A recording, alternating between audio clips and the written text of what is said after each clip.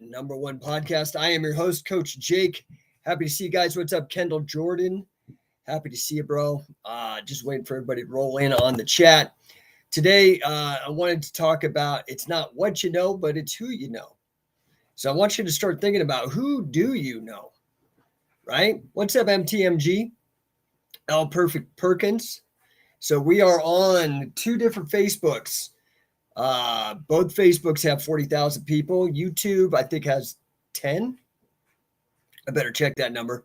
Instagram's got 22. Twitter, 6,000. Twitch, I have no idea. Like 5. I barely do anything on Twitch. Is anybody on Twitch? I don't even know if that's worth bother. I should bother being on. What's up, Mikev? Mikev AV. So listen, man. It's really about who you know. Hey, what's up, Kendall? Okay, so you should know it is about what you know and who you know. Right? What's up, Stellar Steven? Dropping in an Ichiban. Yeah, dude, number 1. Right? What's up, Marco? Happy to see you. Scientific Wrestling Canada in the house. Bulldog Strength UK. Everybody popping in for a second. So, it's there's this adage that it's not what you know, it's who you know, but it is what you know and it is who you know. They're both. It's like one of those things saying, oh, don't work hard, work smart. No. Work hard and work smart. Then you beat both of those guys. And same thing. The guy who's more worried about what he knows, you're going to get beat by the guy who's more concerned about who he knows. But you're going to be both those guys if you know what you're talking about and you know the right people. It's just how it is, man. This is the funny thing. I'm a guy that likes to take on hard causes. That's why. Yeah, what's up, Marco? Happy Thanksgiving to you, dude. I know. What was that yesterday for you guys? Canadian Thanksgiving. Happy Thanksgiving to you. Yeah, I'm one of those guys that likes to take on hard cases. Of course, I had to take on the case to prove to the world that Catch as Catch Can is, in fact, the greatest martial art combat sport the world has ever known, and it continues to be. It's a hard case in today's world. I'm right, so I'll win, but it's still a hard case. It's definitely the minority position.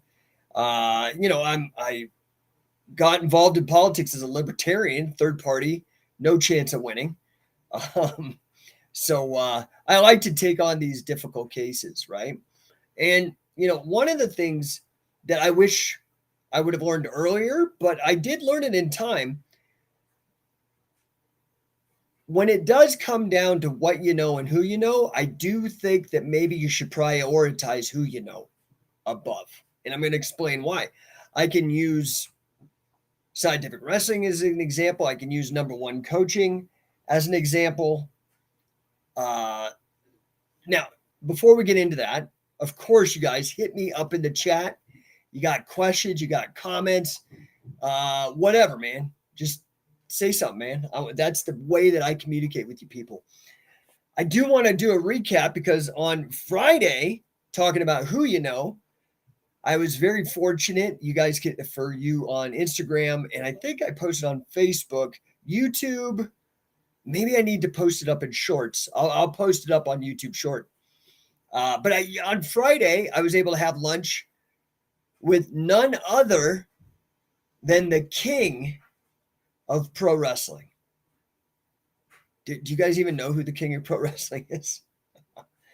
Let me put it this way. He's the king of pro wrestling.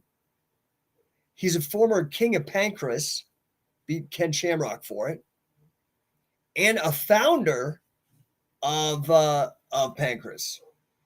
Also a wrestler with the pro wrestling Fujiwara Gumi. You know who I'm talking about? Stellar Steven says, I was about to ask you, how did you meet up with Suzuki? Okay, so Stellar Steven keeps dropping all this fucking Japanese, man. You're pushing the limits of my Japanese. Kaze Ninare, I have no idea what that means. I know Doitashe Maste, and I know how to say a couple dirty words. I pick up on girls in Japanese, all the important stuff. I count to 10. I know a lot of the judo terminology. That's about it. Um, uh, anyway, to your question, Stellar Stephen, he was booked on. So he's doing a tour of the United States. Like he did one, I think, in 2021 or probably 2021. He did a tour. That's when he did like AEW. He did Bloodsport for Barnett for Josh. Stellar Steven says that is Suzuki's theme peaks at the Kazaninare lyric. Oh, I see. Okay. Thank you, dude. So you even know all this stuff that I have no clue about.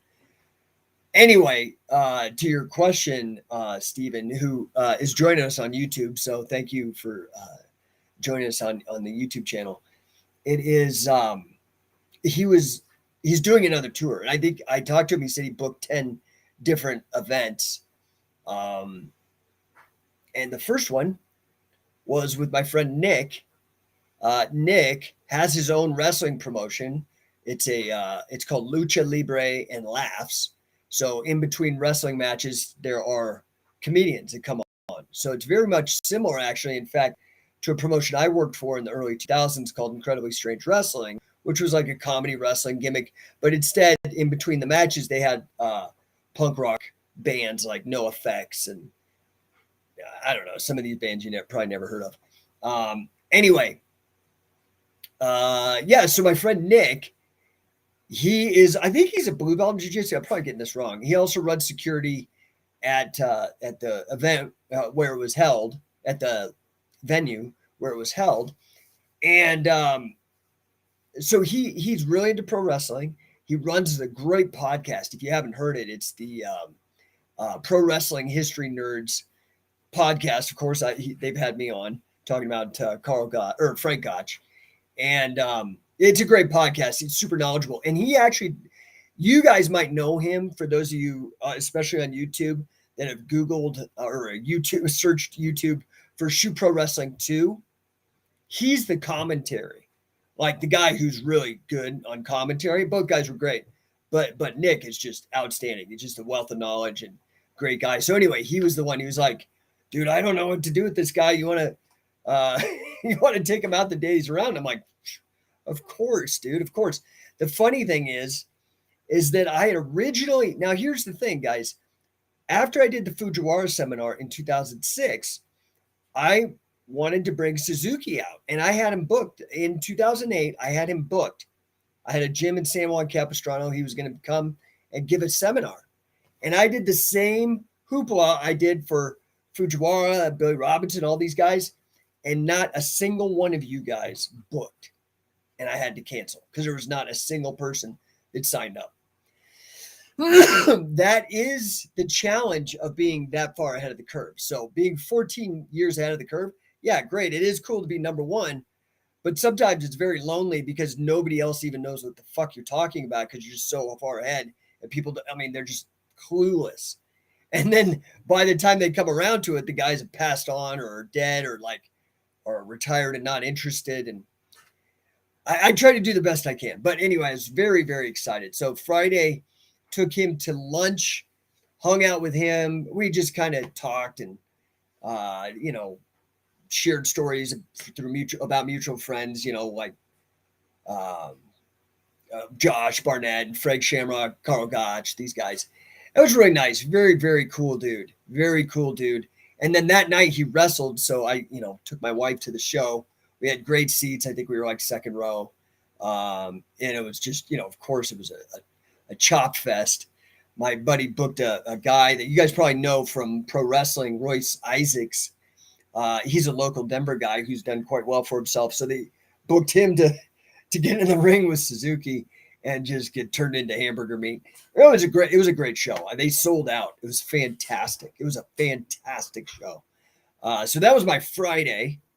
And then Saturday had the birthday party for a buddy of mine that I know through the 10X community, through the Grant Cardone 10X community. In fact, he's got like the top 10 podcast, and he had me on it. We did the interview months ago. He said it's going to air sometime this month, so I'll keep you guys posted. It's called the Think Unbroken podcast. You can find it on Spotify or wherever you get your podcasts. Think Unbroken. And it was his birthday. So we went out with him, met a ton of great people, went bowling. He's a very interesting guy because I don't know how many of you guys really know about Grant. Throw up a GC in the chat so I know if you guys know anything about Grant Cardone. So, you know, I partnered with him. I'm an affiliate. I'm a licensee with Grant, right? And I held a meetup here in Denver just to meet like-minded people. Yeah, of course, you know, you know who he is, Marco. I'm always talking about him, but you knew beforehand too. I know that Grant was a big, important part of your life in terms of helping, and he was for me too. So anyway, Michael and I meet at this meetup I hosted, and Michael, have you guys ever seen GrowthCon? By the way, if you haven't seen GrowthCon, come with me.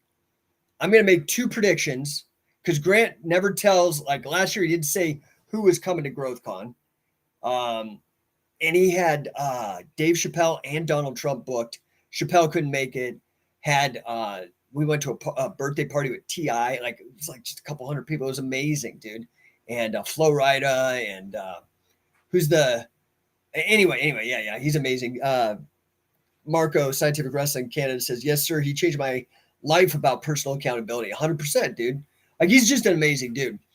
So anyway, at GrowthCon, they do this thing. It's like a pitch fest. It's kind of like a Shark Tank, right? And so they pick like 10 people out of the GrowthCon's insane. He filled Marlin Stadium with like 30,000 people on a Super Bowl Sunday. In direct competition with Super Bowl a couple years ago, he filled Marlin Stadium. The guy's like supernaturally great. Okay, like magical. Anyway, so this GrowthCon, which is the one like at Marlin Stadium, last year was in Miami. This year it's going to be in Vegas. And Michael Unbroken, who does the Think Unbroken podcast, he won the pitch fest thing, which is like this total feather in your cap because one of the few people that Grant actually wrote a check to instead of collecting a check. He gave him 10 grand to fund his business and start Think Unbroken podcast. It was his birthday. So hung out with him. Fantastic time. If you guys are interested in going on to GrowthCon, hit me up. I got the tickets. Here's my prediction. I'm not guaranteeing this. Here's my guess because it's in Vegas this year at the MGM. My guess, because he never released the guest list. Like last year, we didn't even know who was coming. And you know, I paid $10,000 a ticket for me and my wife. Like we went diamond, right? Which is like the highest, the best seats in the house. And you get all this VIP treatment. It's like sick. It's so amazing. Anyway, my predictions for this year, and I may be right or I may not. I don't have any insider information. My predictions this year, because it's in UFC. I just leaked it out. I have no idea, but my opinion, because it's in Vegas, he's been doing work with the 10X Health Systems with Dana White. I have a feeling Dana White is going to be at GrowthCon this year. Very, very excited. Hit me up. Let's get some tickets going. Let's get you, again, talking about who you know. You got to get in these rooms and meet these guys. I am going to be angling like a motherfucker to get in the room with Dana and show him Shoot Pro Wrestling and get him on the same page to understand what I am trying to teach people about the impact of catch as catch can and the importance. It's the greatest martial art combat sport on the planet. Okay. My second guess is it's going to be the other person is going to be Kanye West.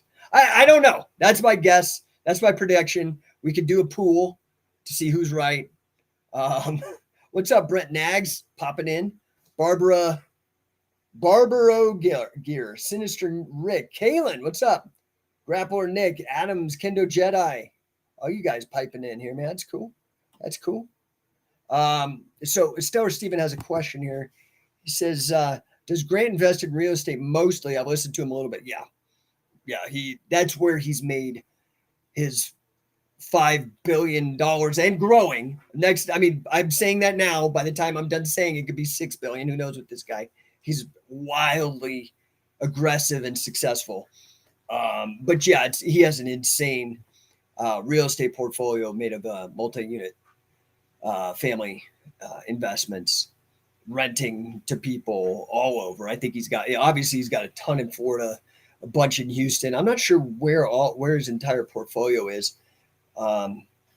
He's spending a lot of time in Scottsdale, Arizona, because of his partner in Cardone Ventures, Brandon Dawson, who is a huge inspiration for me. He's actually the guy that brought me in. Me studying him and wanting to learn from him is what originally brought me into the Cardone ecosystem. Now, I want to get back to the message that I was talking about. And with regards to this, I think this is a great example of who you know, why it's important. Now, you need to know what you know well. So when you meet the person that has the connections or whatever, that you're ready to hit the ground running. Oh, other good news, found out today, a friend of mine who has held the record for being the greatest sales guy in monthly sales for Grant Cardone. He's done over $1 million in 1 month of sales. A beast. Sent me a great text message this morning. Found out that I've only been a partner of Grant's as a licensee for less than a year, but I'm already in the top 3 for sales. And I'm probably going to drop another 10 accounts this week on them. So I'm going to hit that number 1, man. I'm coming for it. So super duper excited about that, to be top 3 in a group of just freaking killers.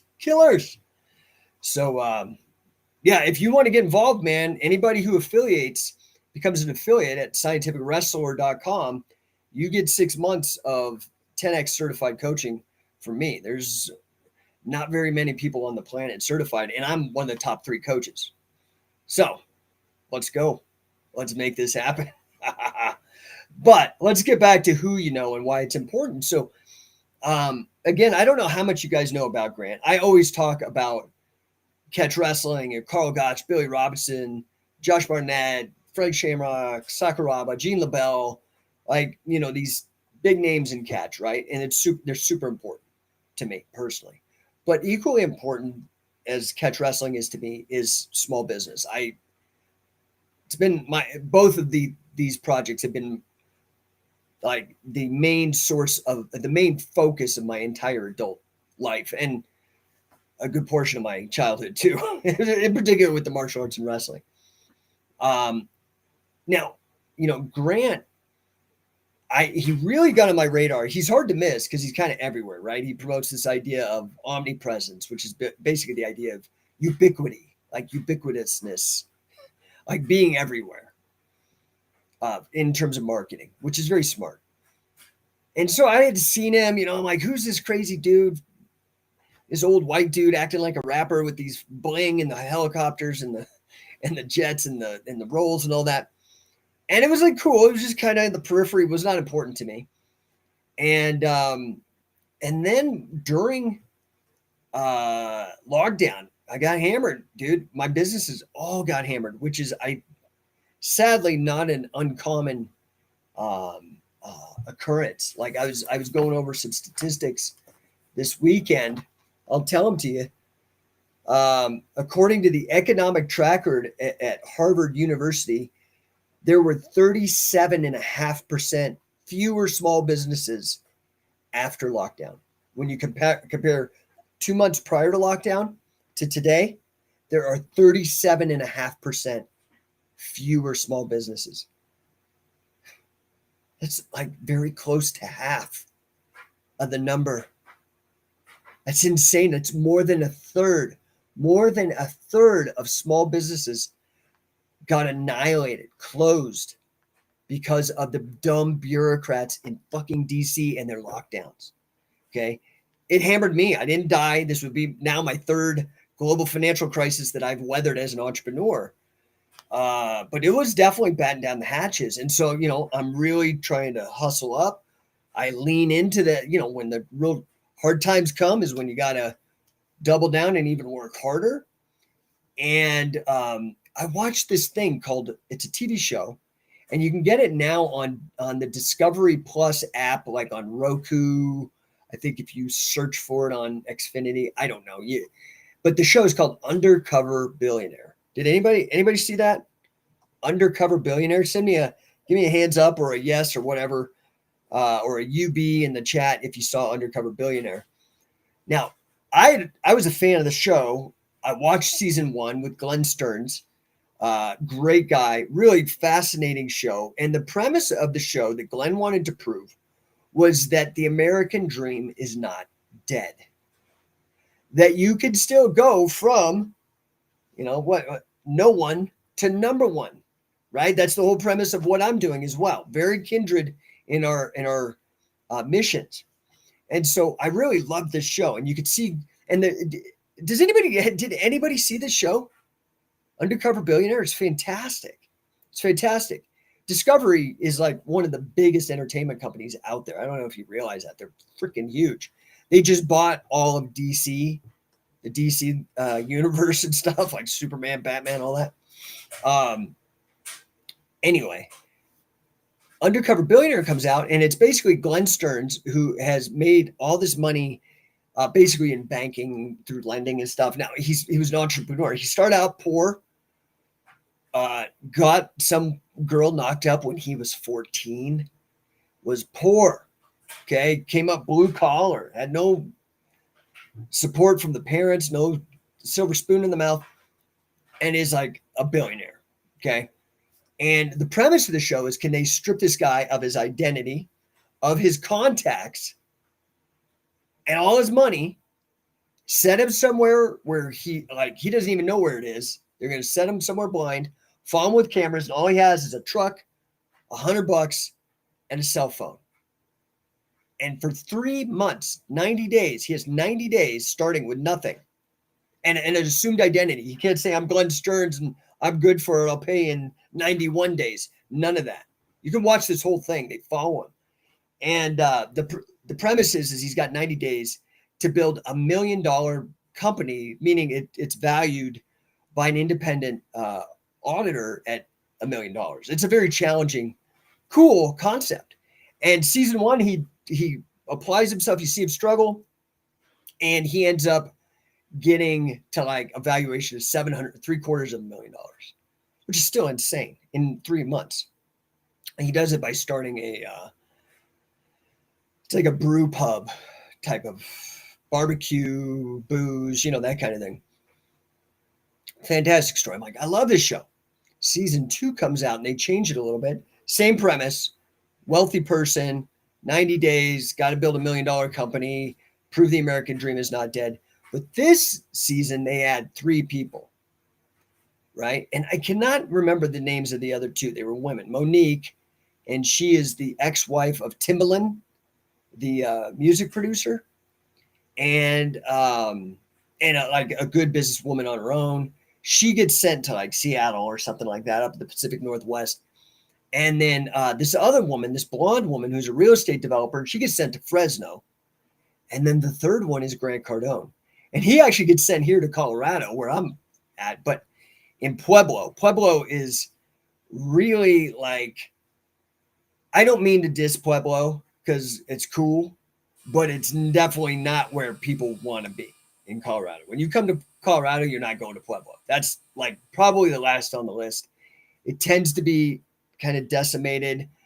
One of the words, I'm not saying this, I'm just saying what other people say. A lot of people use the word armpit when they armpit of Colorado when they describe Pueblo. That's not to say there aren't nice areas and there aren't great people. I'm just saying this is a rough area. And Grant gets dropped down in Pueblo with no money, no contacts, and a beat up old truck. And here's the kicker. During lockdowns. You've got to watch this show. It's unbelievable. And he gets COVID. So he's out for like half of the time. He only actually has 45 days compared to the other 2 on the show. They get the full 90 because they don't get ill, right? And they're still under lockdown too. Now, at the end of the show, I'm going to give you a spoiler. So I'm sorry, you can tune out now, right? So spoiler alert. But at the end of the show, the two women, they hit the $1 million valuation, like barely, okay? Barely. But they did it. They created a $1 million company, rally the troops. It's very inspiring to watch the leadership, the hard work, all the entrepreneurship that goes into what they did. But Grant, being Grant, in half the time, gets his company valued at $5.5 million during lockdowns. And the key to what he does, and you can watch this live, and he has beef with Discovery. He doesn't even like them. This was not like pro wrestling where it's worked. Like he actually, after the show, he's like, dude, those guys suck. And he went and started his own TV production company. So now he's got like, I think it's like 10X Media or something like that. I can't remember the name of it, but they're producing their own reality shows, which I'm really excited for. Anyway, dude, in half the time, he 5X'd it. So in the full time, he could have 10X'd it. More than 10X, because he more than 5X, he 5.5 mil, the target. Just a beast. And what he does is when you watch the show, you can see it's about who you know, right? It's the application of what you know. Grant is a mastered sales and marketing, combined with who you know, meeting the right people that have the resources and the connections and whatnot to make use of that knowledge. Does that make sense? Anybody give me a 10X in the chat if you guys are vibing on this. I see I've got like 10 people on the YouTube and Facebook, and I've got 5 or 6 on Instagram. I don't know. Maybe you guys aren't vibing with this, but you guys are certainly listening. Undercover Billionaire. Check it out. It is just sick as hell. I saw that and I was like, dude, I need to learn what the hell's going on. But, honestly, even after Undercover Billionaire, I wasn't 100% sold. I was like, this is sick. That's what I started reading and listening to Grant. But my wife and I have a software company. And at that time, we were actually thinking of selling it. There was a lot of investment bankers coming around sniffing, and they're doing something in the industry known as roll up, right? Ooh, right. What's up, Anthony? Anthony giving us a 10X. Happy to see you, bro. Happy to see you. Let's see here. Yeah, there we go. Stellar Stevens saying, I'm on my way to wrestling practice. Good, dude. Good, man. No better self-development program than wrestling. And small business. That's what I'm doing with the Scientific Wrestler program, dude. Teaching you how to be a bang-ass fucking scientific wrestler and a killer 10X business person. That's really the where it all comes together for me personally. That's why I'm so amped on it and like loving it. We closed a new Orlando affiliate last week. Super stoked. I'm working on getting our third San Diego affiliate. We're just dominating in Southern California. So love to have you guys get involved. Go to scientificwrestler.com, read the offer, make sure it makes sense, that you're the right person. Hit me up. We'll make it happen, dude. We'll put some money in your pocket and you'll be doing something you love and something that's positive, something that improves lives 100%. So, yeah, guys, super stoked to see you. So let's see here. Stellar says, glad I could hear about Suzuki and Grant. Dude, I guarantee you ain't going to find any other podcast talking about Minoru Suzuki and Grant Cardone on the same show.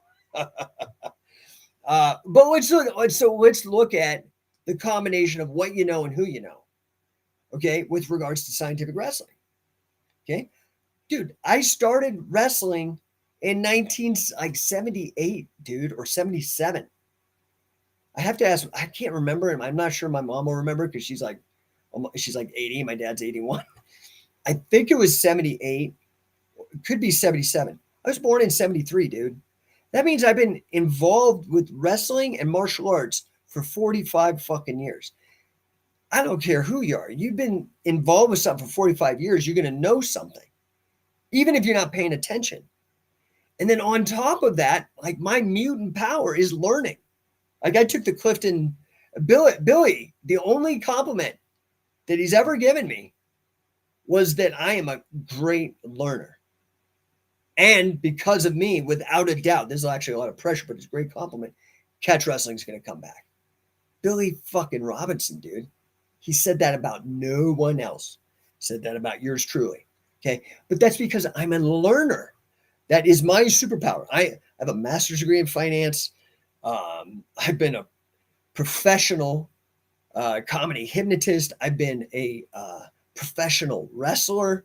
I've been a statistician because I learn like a motherfucker. I'm really a power learner. I took the Clifton Strengths Assessment, which is put out by the Gallup organization, you know, the guys that do all the Gallup polls and stuff. They have an assessment like DISC or Myers-Briggs or whatever.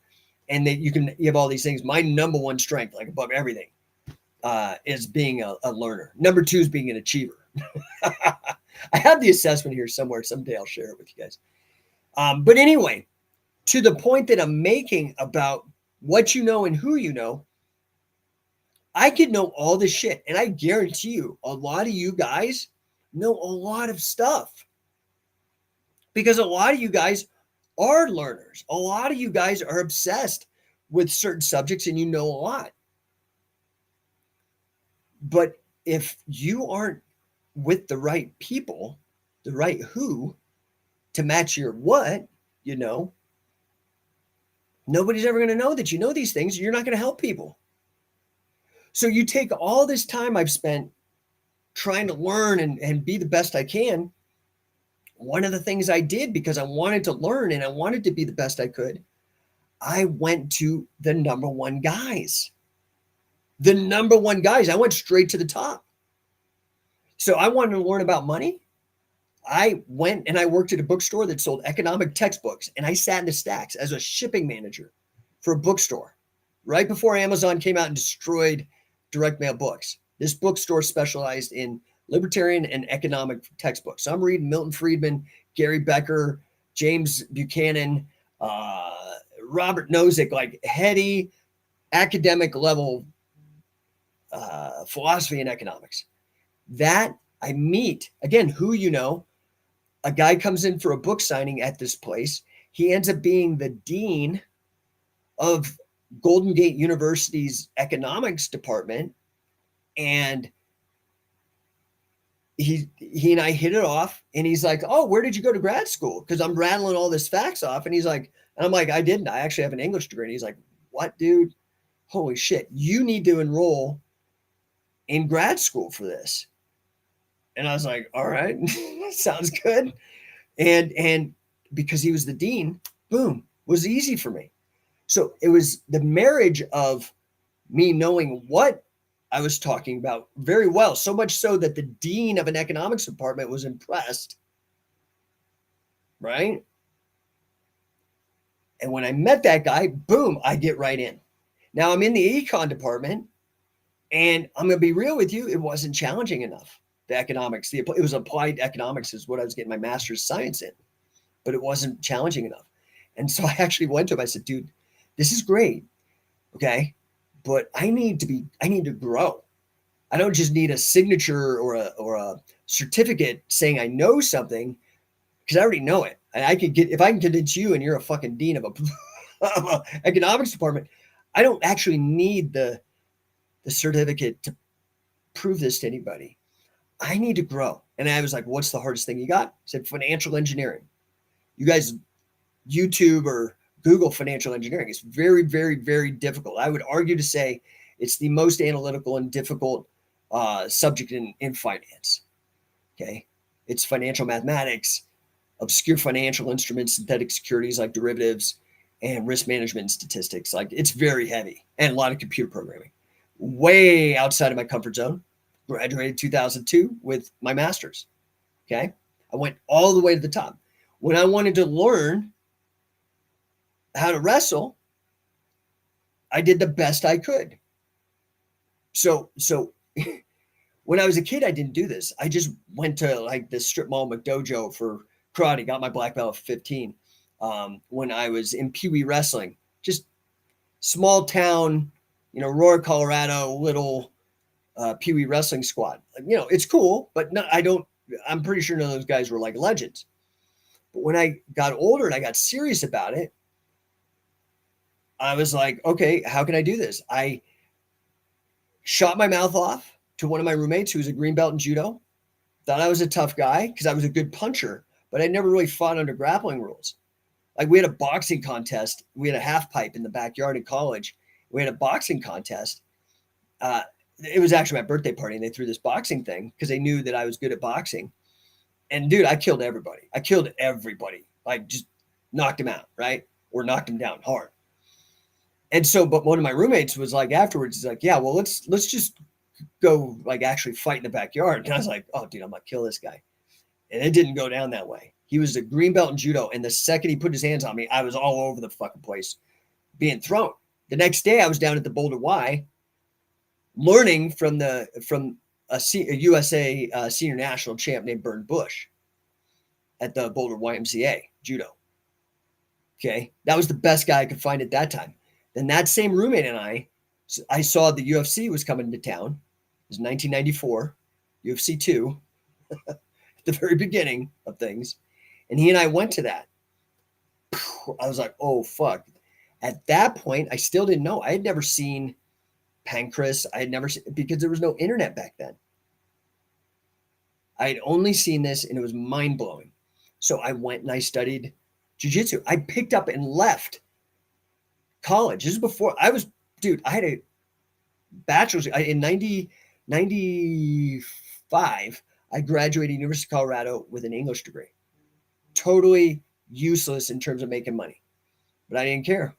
I moved to San Francisco, one of the most expensive towns in the United States, if not the most expensive town that year, because that's where Carly Gracie, who, when I did my research, that guy was the top guy to learn from, like the top guy, Carly in San Francisco. And I went there, dude, I was making no money. And in 1995, I was paying $200 a month for jiu-jitsu to be with the best, to learn. Okay. And I was there for about 2 years. And then Kurt Osiander opened his place. Half Gracie. And Kurt Osiander was really the guy who was teaching there. I never even met Half. In the Mission District, went down there for about 6 months. And at this point, I was like, this isn't the right fit. It's not quite what I want. I thought it was.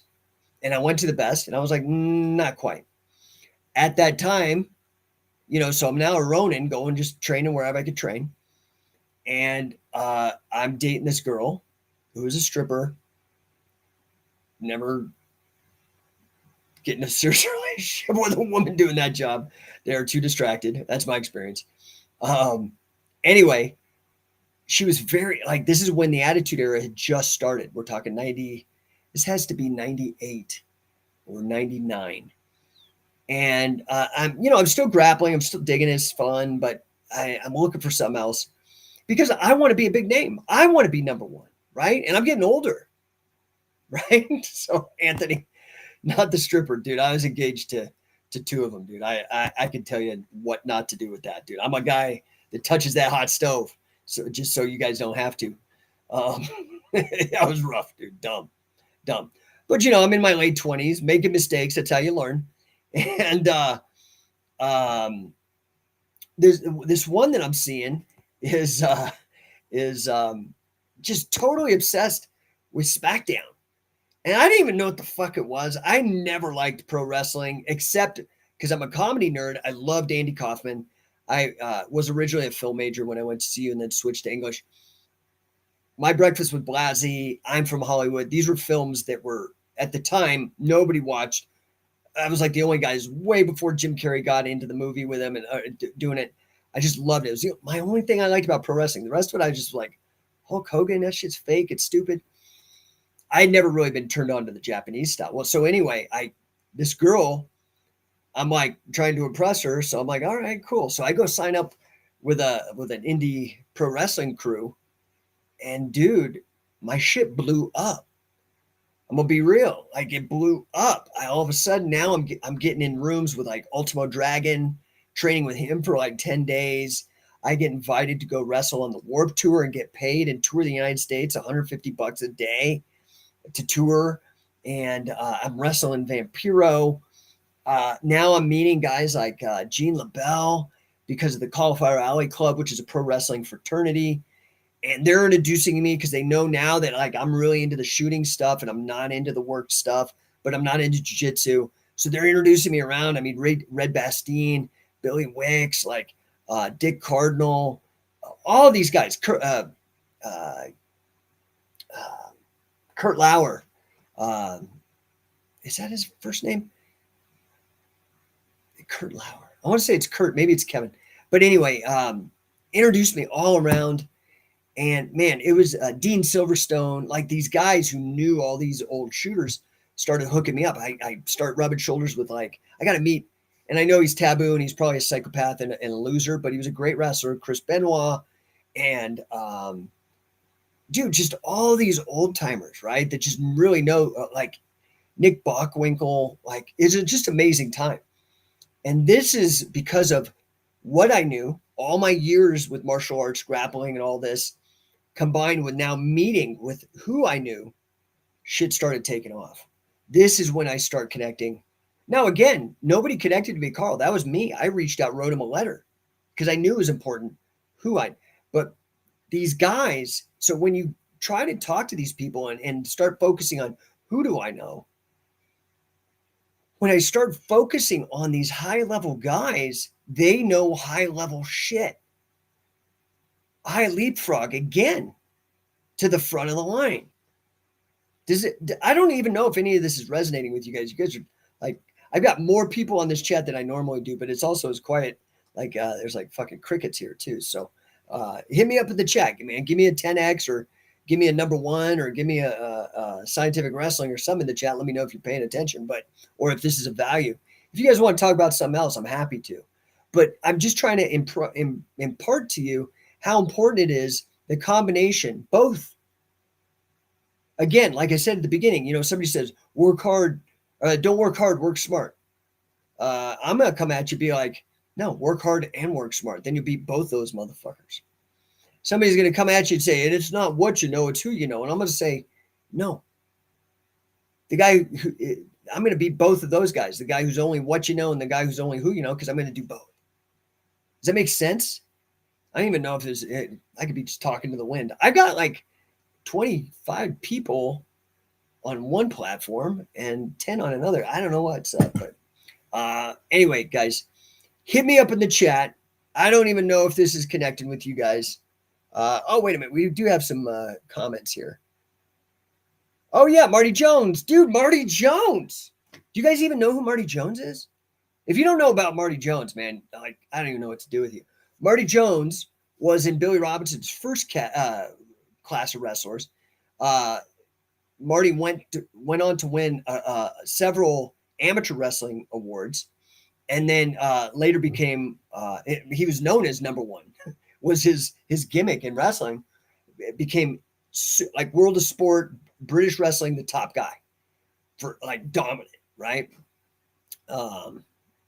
Yeah, happy to see you, Marty. Yeah, I want to see you in 2023 too. Love to get you over here.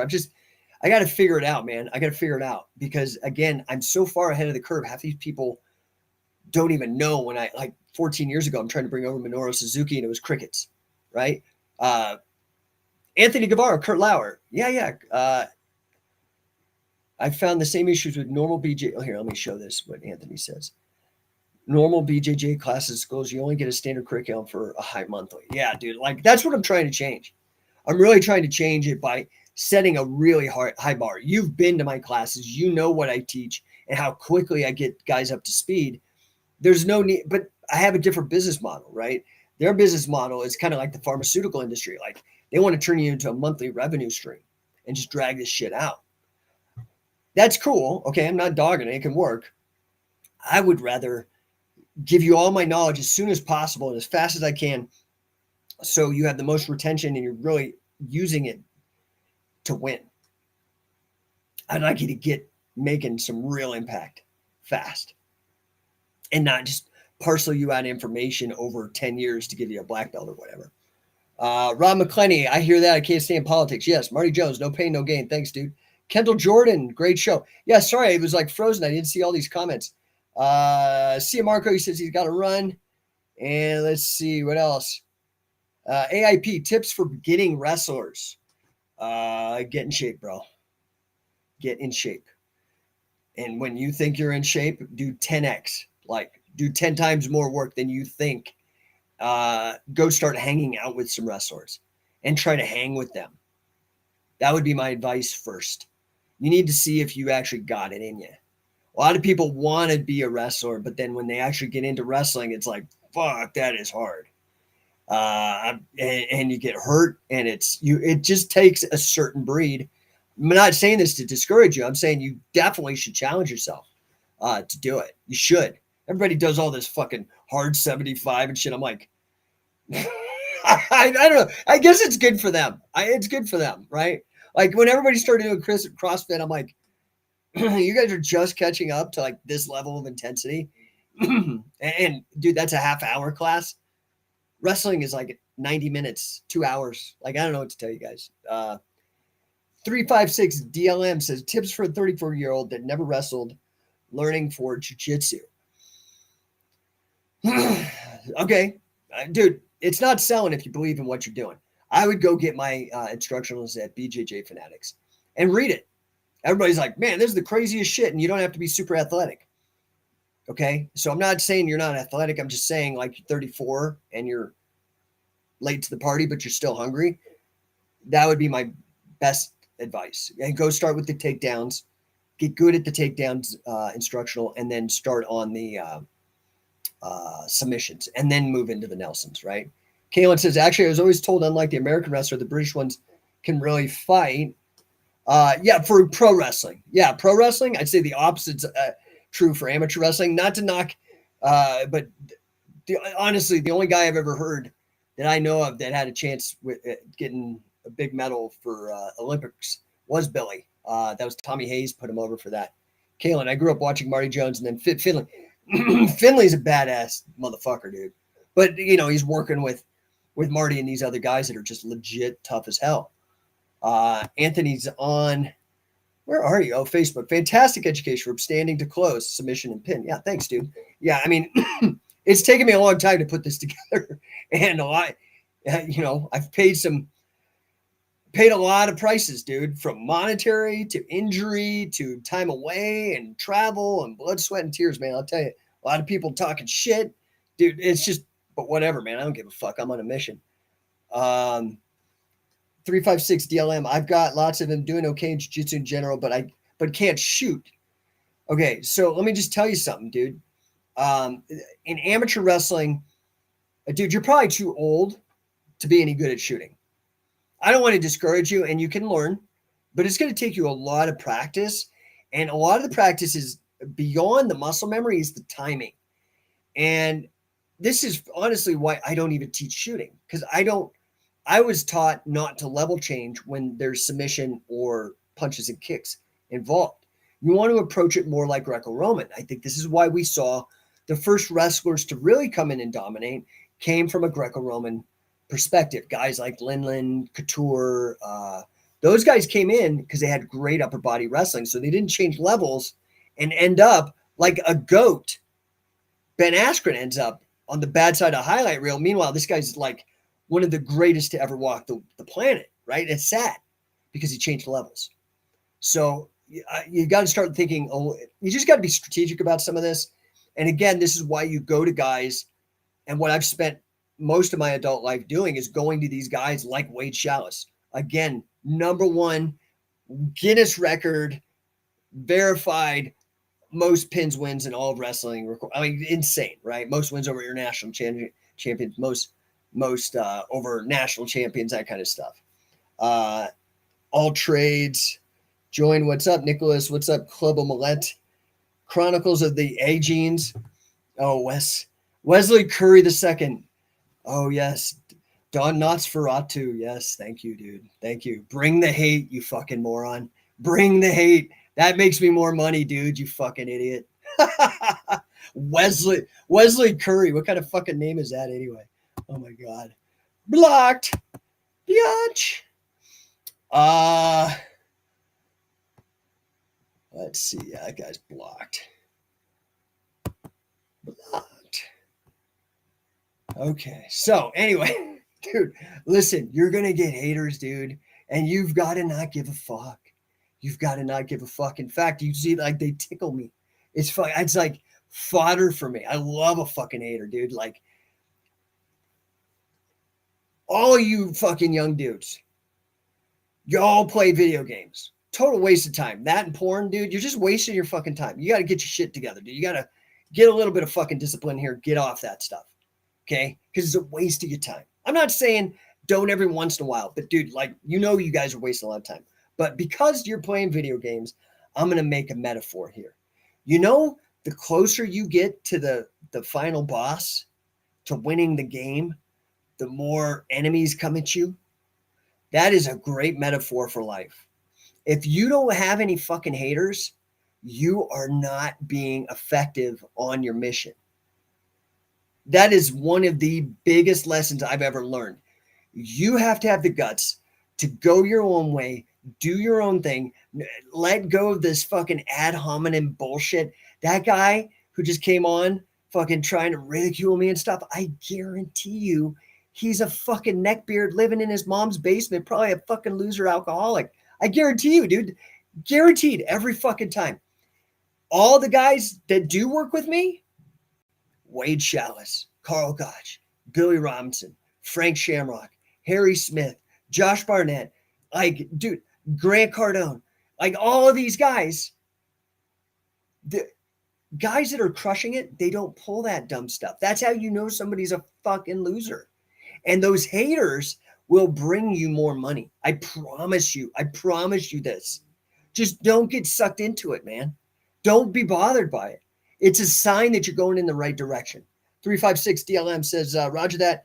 I got Adam Wheeler's, Pat Smith's. Do you have any other recommendations? If Greco can do the job, I'll dive into that. So you do have because you have to understand. So let me give you a little bit of historical understanding. A lot of times I come on here with the etymological dictionary. I just ended up buying the Oxford English Dictionary, now the compact version. It's crazy.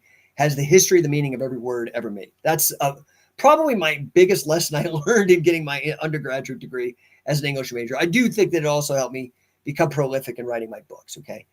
But the history, the meaning of words, okay, is very important because they could change over time. But it's also with regards to wrestling, the history of technique and the why, okay? So what you have to understand, and I see this, like there's different kinds of catch wrestling, right? People want to separate it out like, oh, there's American catch and there's British catch and blah, blah, blah, blah, blah, blah. And that's true to some extent. But there's also people who do both and hybrids and all that. So don't get stuck in this left, right, Democrat, Republican, limited fucking thinking. There's a lot of shit on the menu, okay? Don't let anybody just box you into like a false dilemma, two choices. That's false. It's not a real, it's a fake choice, right? With Greco, the key is to be able, the reason why, so at Wigan, Billy Riley, okay, nobody else, Billy Riley sent the catch guys that he was training, guys like Billy Robinson, over to learn from guys named Gusto Kaiser and these other really good Greco guys to learn Greco, and they integrated it into Catch as Catch Can. Does that make sense? So it's a submission-aware version of Greco-Roman. That's basically what is on the catch wrestling takedowns instructional that I did with BJJ Fanatics. I don't know if that helps, right? So CJ Mitch 13, I'm new to all this, mind catching me up. I have no idea what you got to get caught up on. Good news for you is you can go back. You can go to YouTube. You can go to Spotify. This is all up on those. You can go and watch it again. I'm not sure I'm sorry. I just don't know what you missed out on. We got another comment. Oh, Manny. What's up, Manny Ray's Sr.? On my lunch break, listening, coach. All-American tried MMA. Chicago leads away. Yeah, okay. Dude, you need to get affiliated, bro. And it's been on too long. So I think you came to a couple camps. You need to get back and sharpen the saw. I'd love to see you, my friend.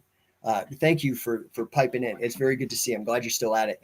Kalen says, Sandy Orford, is another tough British wrestler, ex-rugby league. Dude, I'm totally sold on rugby, man. So much better than American football. I know I'm going to catch some fucking heat for that. I don't care. It's so much better, dude. No pads, constant action. It's a way cooler sport to watch, tougher too. All right, man, we are running out of time, dude. I've been bullshitting for 54 minutes. I got to go. got things to do. Great day. Remember, guys, it's not just what you know, it's who you know, but both are important, because you don't want to get to the person that's the important person who you know, and then you're a dummy. That's not going to do you any good. You got to come prepared. All right. So, yeah, man, if I could be a help, you guys hit me up. Hit me up in the DMs, email me, all that kind of stuff. Appreciate you guys. We'll talk to you soon. Have a fantastic night. And hopefully I'll see you guys tomorrow. I will be out of pocket likely Wednesday, Thursday, Friday. I will try to get in here tomorrow, answer any questions, just bullshit with you guys. All right. Peace out. Talk to you soon. Thanks.